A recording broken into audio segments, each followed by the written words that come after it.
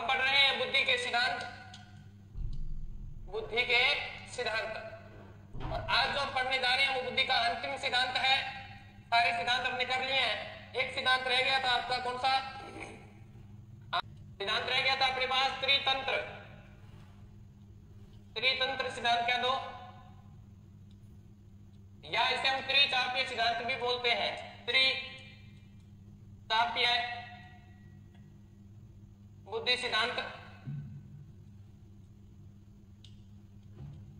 यानी हम त्रितंत्र भी बोल सकते हैं, त्रिचाप्य भी बोल सकते हैं इस सिद्धांत को। ठीक है। और नाम अगर इसका लिखना चाहो तो लिख लीजिए सूचना संसाधन सिद्धांत।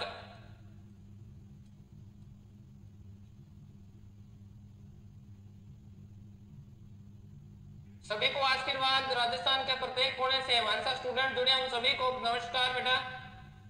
तो इसके जो प्रतिपादक हैं वो कौन है? प्रतिपादक रॉबर्ट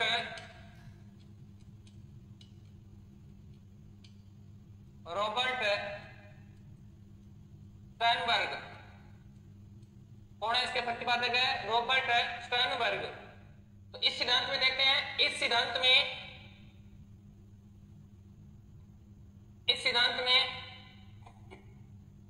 अभिज्ञ व्यवहार, इस सिद्धांत में अभिज्ञ व्यवहार के पीछे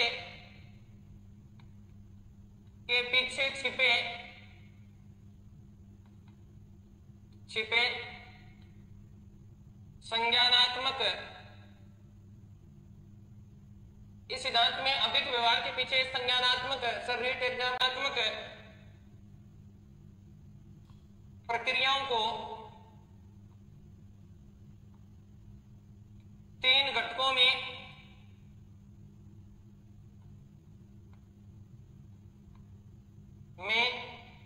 बांटा है। कितने घटकों में बांटा है? तीन घटकों में बांटा है। तो तीन घटक कौन कौन से हैं देख लेते हैं। नंबर एक, मेटा घटक। तीन घटकों को बांटा है मेटा घटक। ठीक है। तो ध्यान रखना, मेटा घटक में आपने लिखना है यह उच्च स्तरीय प्रक्रिया है, यानी बुद्धि को इन्होंने तीन घटकों में बांटा है। तो पहली जो है वो मेटा घटक है, यह उच्च स्तरीय प्रक्रिया है, यानी इसमें आदमी को सोचने समझने की जो क्षमता होती है वो आती है, इसीलिए सबसे ऊपर का घटक है। कौन सा? मेटा घटक। तो प्रक्रिया है जिसमें कार्य की योजना बनाना,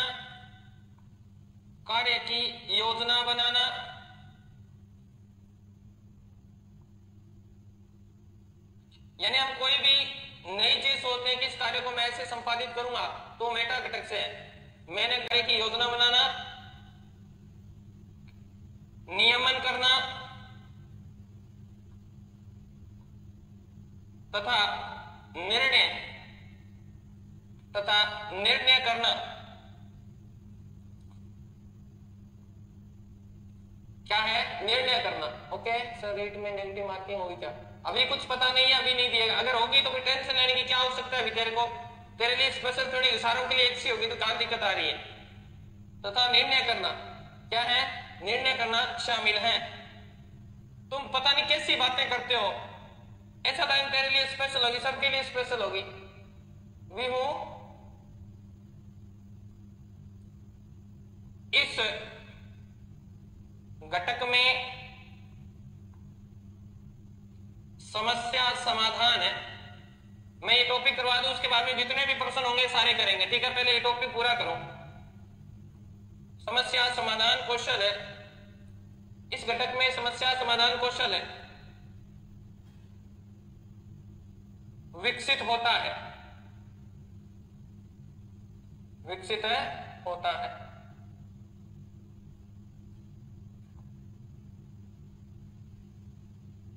मेटा घटक लिखो। अब दूसरा घटक लिखने जा रहे हैं अपने 2 नंबर घटक। ठीक है, नहीं है, मैंने क्या कहा है? हूँ, फिर उसके बाद में जितने भी प्रश्न होंगे सारे के सारे बताऊंगा, आपकी समस्या का समाधान करेंगे। पहले ये टॉपिक पूरा करो, उसके बाद में बात करेंगे निष्पादन घटक।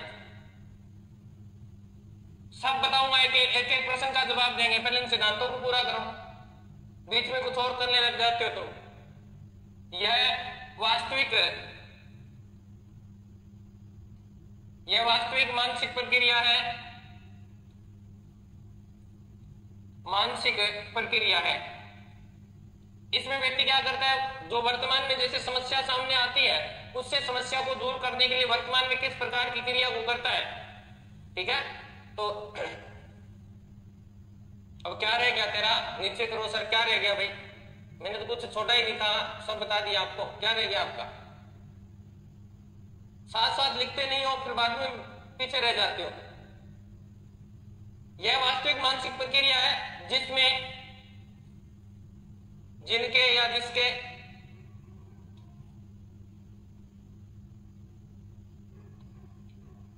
जिनके माध्यम से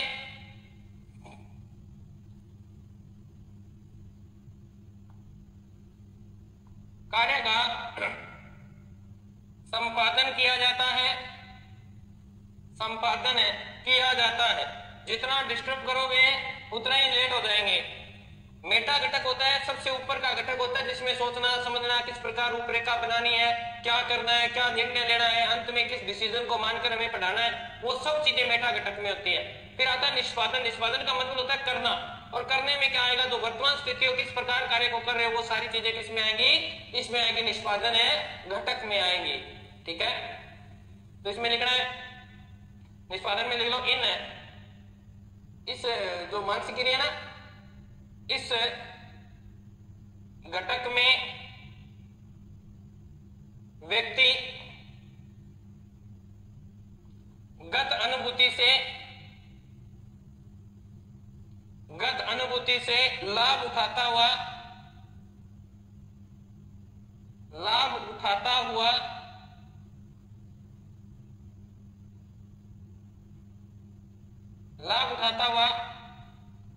व्यवहार करता है। यानी गत अनुभव का अर्थ है कि पीछे उसने कोई ऐसी गलती की है तो वर्तमान में अगर वो समस्या उससे मिलती जुलती है तो पीछे वाले अनुभव को यहाँ क्या करता है, प्रयोग में लाता है। तो ये बात थोड़ा सा आपने ध्यान रखनी है, निष्पादन घटक की ये बातें हैं। फिर तीसरा घटक आएगा आपका ज्ञान संग्रहण घटक। जैसे कि नाम से दिख रहा होगा आपको, इसमें क्या करेगा, ज्ञान का संग्रहण करेगा। उसे कहीं से मिल जाए, से कहीं से कुछ भी चीज मिल जाए तो इसमें लिखना है इस घटक में व्यक्ति नवीन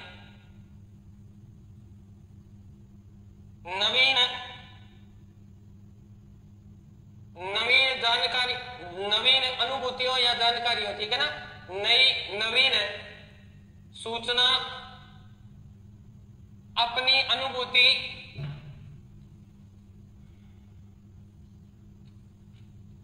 अनुभूतियों से सीखता है।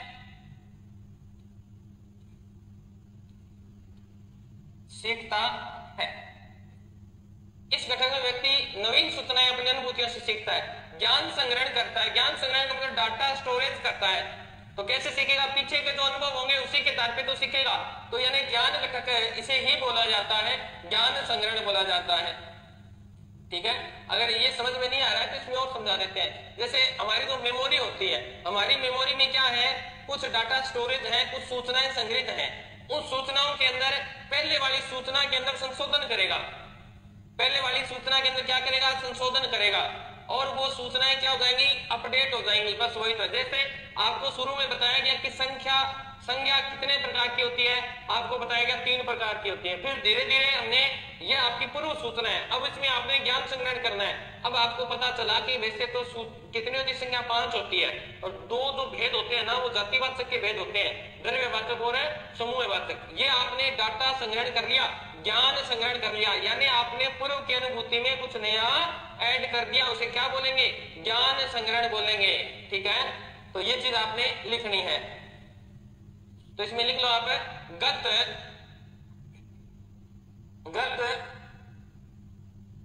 अर्जित तथ्यों, गत अर्जित तथ्य और सूचना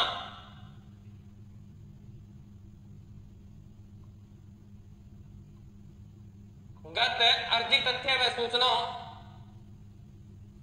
के साथ नई सूझ को संयोजित करता है,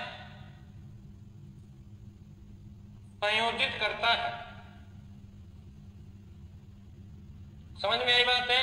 पीछे वाली में जोड़ देगा। एग्जाम्पल मैंने आपको बता दिया, संज्ञा के 3 भेद होते थे, पहले जानते थे, बाद में हमने संशोधन कर लिया, 5 कर लिए, 2 भेद जातिवाचक के और निकाल लिए। ये तो घटक बताए हैं बुद्धि में, ठीक है?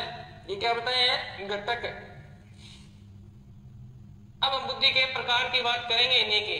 उतार लिए क्या? चलिए, अगर उतार लिए चलते हैं आगे। बताओ बेटा। नहीं बताओ यार, ठीक है, चल। स्टर्नबर्ग ने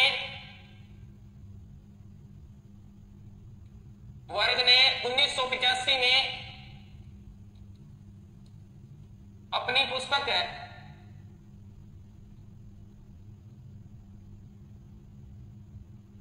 बियॉन्ड आईक्यू,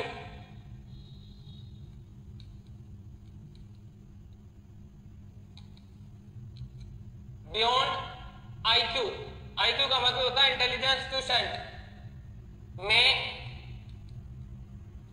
बुद्धि के कितने? 3। अब वो घटक थे, ये बात ध्यान रखनी है, मैं बार बार कह रहा हूं। ये 3 क्या है? प्रकार है। वो क्या थे? घटक थे। 3 प्रकार बताए हैं। और ध्यान रखना, पूर्व के 2 पेपर हुए, उनमें से पता नहीं मेरे याद नहीं है कौन से में इंपॉर्टेंट कर लेना। ये इसके प्रकारों में से प्रश्न पूछता है, ठीक है? तो सबसे पहला जो पढ़ने जा रहे हैं, वो पढ़ने जा रहे हैं विश्लेषणात्मक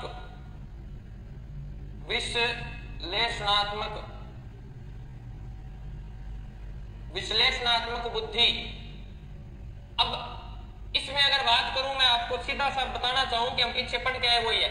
इसमें जो कौन सा घटक था रहा है, अगर आपको कह दे घटक कौन सा, तो इसमें मेधा घटक नहीं किया था क्या हमने? मेधा घटक किया था कि नहीं?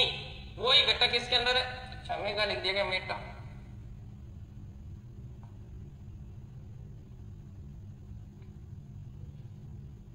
जो मेटा घटक था ना, वो सेम का सेम यहां रहेगा, ठीक है?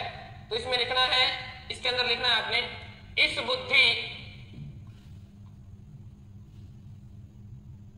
इसमें लिख लेना आप, इस बुद्धि द्वारा व्यक्ति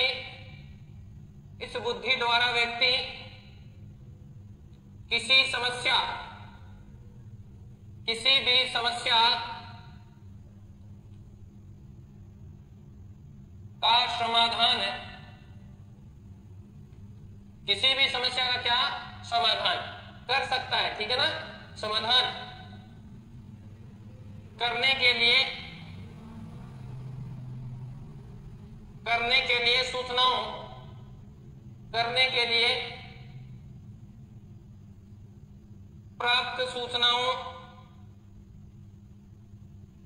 प्राप्त सूचनाओं का विश्लेषण करता है।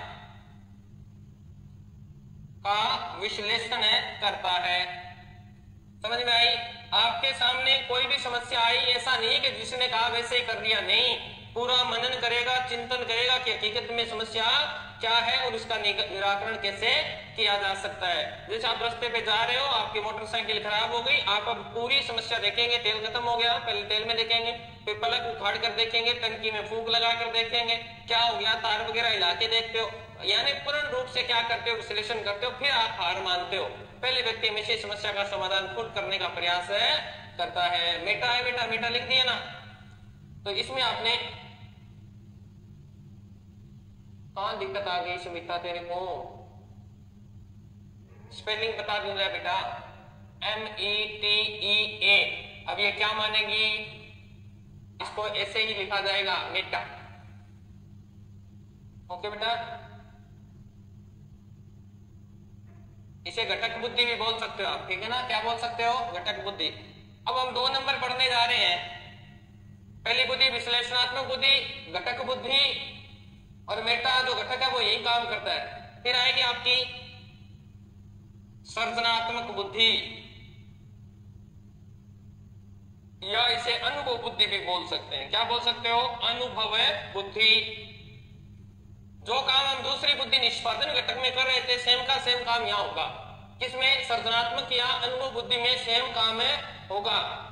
ठीक है, तो इसमें आपने लिखना है समस्या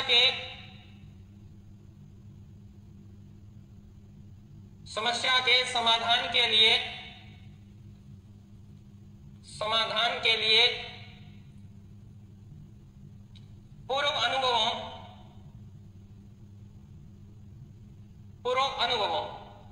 यानी निष्पादन घटक में भी हम क्या कर रहे थे? पूर्व के अनुभवों का उपयोग कर रहे थे, और यहां भी क्या कर रहे हैं? पूर्व के अनुभवों का उपयोग कर रहे हैं। ठीक है, पूर्व अनुभवों का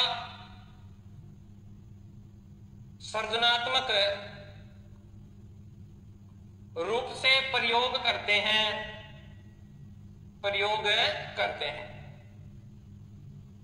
तो मैंने निष्पादन घटक जो था वो इस बुद्धि में कार्य करता है। अगर लिखना चाहो तो लिख सकते हो ताकि याद रह जाए कि सर्जनात्मक कौन से में आएगा? इसमें निष्पादन घटक इसी में आएगा। नंबर 3 की बात करें, नंबर 3, ठीक है, नंबर 3 तीसरा, तो इस बुद्धि को हम बोलते हैं व्यवहारिक या संदर्भ बुद्धि। सांदर्भिक भी बोल सकता है, वो एग्जामिनर के मूड पर है, वो आपको क्या देता है। अर्थात कहने का अर्थ है जिस बुद्धि का प्रयोग व्यक्ति स्वयं के लिए करता है, दैनिक जीवन में जो भी समस्या आती है, दैनिक जीवन के जैसे कोई भी पर्यावरणीय समस्या आपके शरीर की हो, रहने की हो, कहीं भी हो, जहां आप जिस प्रकार एडजस्ट कर रहे हैं वही समस्या यहाँ कहलाएगी, यानी ज्ञान संग्रहण घटक यहाँ पर कार्य करता है। तो यहाँ लिखना है आपने इस बुद्धि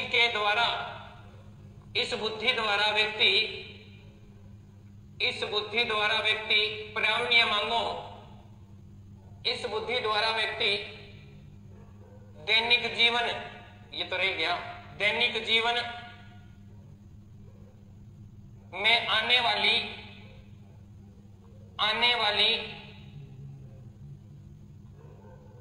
पर्यावरणीय मांगों, पर्यावरणीय मांग क्या होता है? मांग आवश्यकता होती है बेटा, क्या होती है? आवश्यकता को बोलते हैं।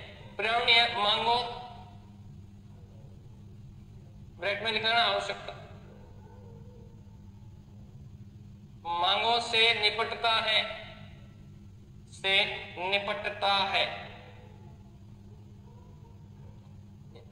अब उतार लो, और अब आपके जितने भी प्रश्न हैं उन प्रश्न देने के लिए मैं तैयार हूं। अब मैं पूछने जा रहा हूं और आप अपने प्रश्न पूछना और मैं अपने बताऊंगा, ठीक है? निरंकुश, ठीक है, निरंकुश बुद्धि का सिद्धांत,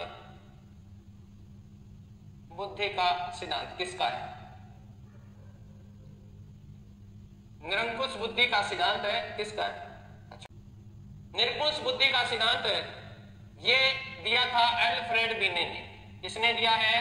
अल्फ्रेड बिने ने। ये एक जगह लिखना चाहो तो लिख लीजिएगा, अल्फ्रेड बिने।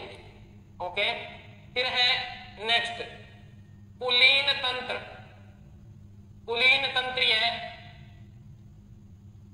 ठीक है, कुलीन तंत्रीय बुद्धि का सिद्धांत, बुद्धि का सिद्धांत ये किसका है? कुलीन तंत्रीय बुद्धि का सिद्धांत। शिक्षण विधियां आप ही करवाओगे क्या? अरे देखेंगे, मेरे से तो साइको हो जाए तो बहुत है, देखेंगे कौन करवाता है। शिक्षण विधियां सर करवा रहे हैं शायद, है ना? तो देखेंगे। फिर त्रितंत्रीय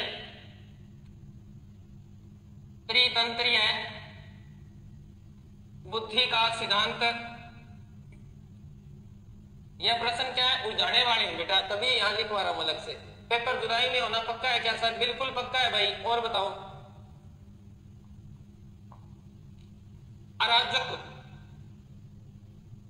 ठीक है, अराजक बुद्धि का सिद्धांत ये किसका है? बुद्धि का सिद्धांत। तो देखिए कुलीन तंत्रीय सिद्धांत मैंने क्या लिख दिया, दोबारा निकलेंगे, ठीक है। त्रितंत्रीय आपको बता ही दिया, स्टर्नबर्ग का है। और ये आपका थोर्नडाइक का है। आगे बुद्धि परीक्षण पढ़ना है अपने को भी, बुद्धि परीक्षण पढ़ेंगे। हेडिंग लगाओ, नया टॉपिक है बुद्धि परीक्षण। प्रश्न होते ही नहीं आपके, ऐसे ही दिमाग में कचरा भर लेते हो बेटा। तो बुद्धि परीक्षण की बात करें, ठीक है, बुद्धि परीक्षण की बात करें। सेकंड ग्रेड का ऑफलाइन क्लास स्टार्ट है क्या? बिल्कुल स्टार्ट है, अभी पूरा करवा दिया, नया बैच नहीं दिया अभी। तो सबसे पहले इसमें आपने लिखना है, सबसे पहले परीक्षण की बात बता रहा हूं आपको, सबसे पहले परीक्षण की बात कर रहे हैं। तो सबसे पहले क्रियात्मक परीक्षण, क्रियात्मक परीक्षण यानी परीक्षण शब्द की बात आई तो मैंने क्रियात्मक परीक्षण सबसे पहले लिखवा दिया आपको, ठीक है। कब हुआ था ये? सबसे पहले क्रियात्मक परीक्षण 1866 में हुआ, और किसने किया? सेंगुइन ने किया था, सेंगुइन ने बनाया। इंपॉर्टेंट प्रश्न है, सबसे पहले क्रियात्मक परीक्षण 1866 में सेंगुइन ने बनाया, इंपॉर्टेंट कर लेना, ठीक है। इसमें होता क्या देखें, बुद्धि परीक्षण किसे कहते हैं? तो बुद्धि परीक्षण में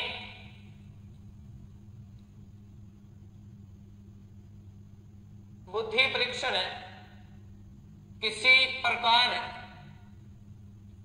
बुद्धि परीक्षण किसी प्रकार का कार्य या समस्या होती है, का कार्य या समस्या होती है। कई बार लाइनें इधर उधर हो सकती हैं, समस्या होती है। यानी जब आप परीक्षण करने जा रहे हैं तो परीक्षण क्यों करेंगे? या तो वो कोई कार्य है इसलिए किया जाएगा, या फिर वो कोई समस्या है।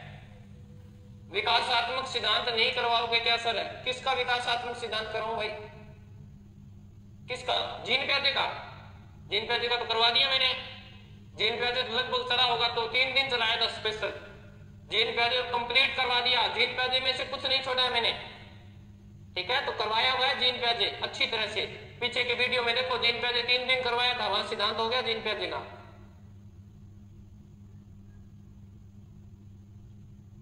तो क्या लिखा दिया? बुद्धि परीक्षण किसी प्रकार का कार्य या समस्या होती है जिसकी सहायता से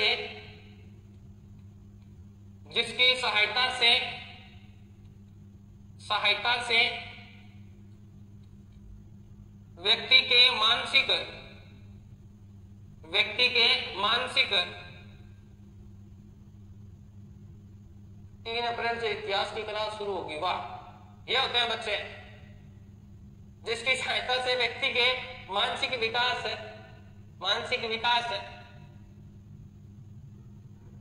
के स्तर का अनुमान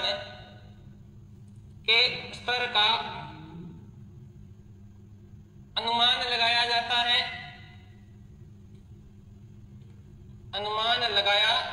है, ओके। समझ में आ गया? बुद्धि परीक्षण किसे कहेंगे? जिसमें कोई एक कार्य हो या कोई समस्या हो, और वो समस्या बालक जब करता है तो उसकी मानसिक योग्यता या मानसिक विकास का क्या लगाया जाता है? अनुमान लगाया जाता है कि हाँ ये क्या सोच रहा है। ठीक रहेगा क्या? बिल्कुल रहेगा, ठीक है। अब अपन बात करते हैं बुद्धि परीक्षण का इतिहास। क्या? बुद्धि परीक्षण का इतिहास, कि बुद्धि जो परीक्षण किए गए थे उसका क्या इतिहास रहा, कौन किसने क्या भूमिका निभाई। तो हेडिंग लगानी है आपने, बुद्धि परीक्षण का इतिहास, बुद्धि परीक्षण का इतिहास, ओके। तो सबसे पहले अगर बात करें 1885 में फ्रांसिस गाल्टन ने बुद्धि शब्द का प्रयोग किया था। गाल्टन ने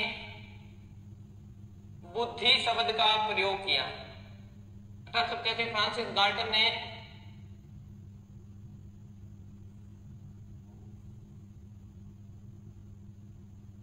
ने सर्वप्रथम बुद्धि शब्द का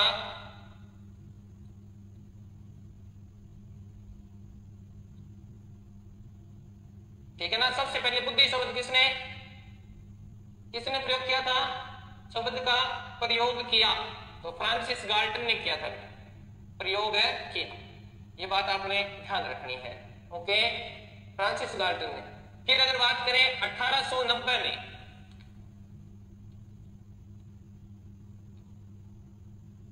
पेंसिल्वेनिया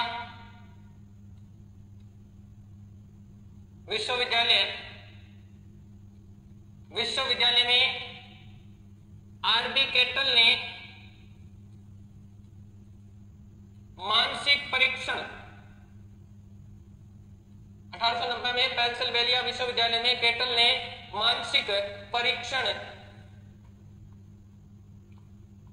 शब्द का प्रयोग किया। तो यानी मानसिक परीक्षण शब्द का प्रयोग किसने किया है, केटल ने किया है, प्रयोग किया। फिर देखो 1800 यहां के 90, अब ध्यान रखना है 1902 में फ्रांस के अल्फ्रेड बीने 1902 में फ्रांस के अल्फ्रेड बीने ने प्रथम बुद्धि परीक्षण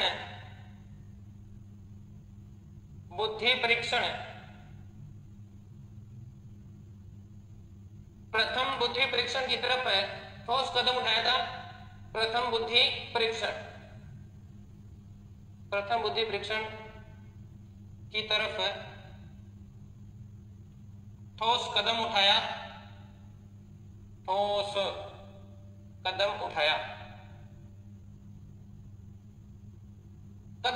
परंतु प्रूफ नहीं किया है। इसीलिए पीछे अगर बात करें तो एक समय आता है, पेपर में आया हुआ है बंजर का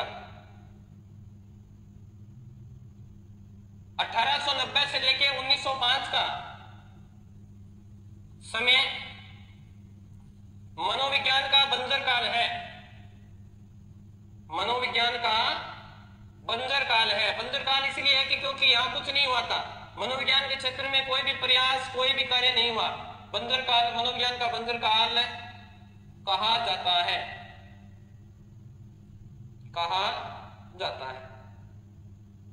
लिख लिया, ये प्रश्न आपके पेपर में पूछा गया है। ठीक है बेटा, इसमें लिख ले पाऊं क्या? इस दौरान मनोविज्ञान के क्षेत्र में कोई प्रयास नहीं हुआ, यानी कोई प्रयास ही नहीं हुआ, इसीलिए इसे क्या कहते हैं, बंजर काल कहते हैं। सन पूछ लिया था कि मनोविज्ञान का बंजर काल क्या कहलाता है, कौन सा सन कहलाता है। ओके, और ये आगे वाली जो लाइन लिखवा रहा हूं, ये अभी गत परीक्षा उत्तर प्रदेश की रीट की जो टेट की परीक्षा है उसमें पूछा गया प्रश्न है। रेवन, कौन है? रेवन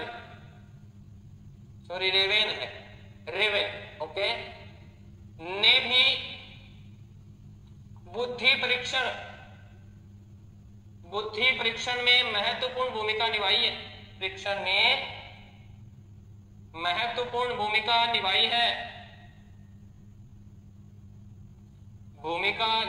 है। सीधा प्रश्न पूछा था, रेवन का संबंध किस क्षेत्र से है? तो ध्यान रखना, बुद्धि के क्षेत्र से है। ठीक है, निभाई है। ओके, चल नेक्स्ट है, इसी में आपने लिखना है बुद्धि परीक्षण दो प्रकार का होता है। बुद्धि परीक्षण दो प्रकार का होता है, ठीक है। तो कौन कौन सा होता है? एक तो हम अकेले बच्चे का लेते हैं तो उसे व्यक्तिगत, और जब हम समूह में लेते हैं उसे सामूहिक कह देंगे बस। तो यहां लिख लो व्यक्तिगत बुद्धि परीक्षण